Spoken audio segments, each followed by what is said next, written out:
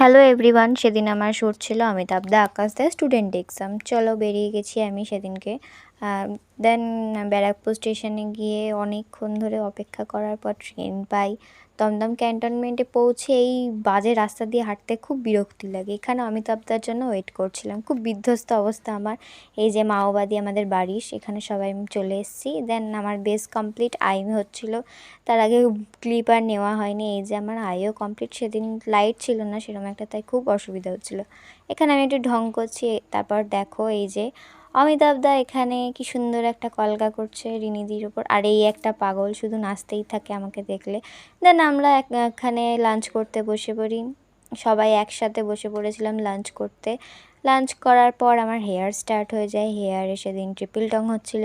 Triple টংয়ের পর আমি এই যে মুখ চোখ দেখাচ্ছি, একটু ঢং করছিলাম, এই ভিডিও করছি দেখাতে হবে না। দেন আমরা লাইভে বসে পড়ি।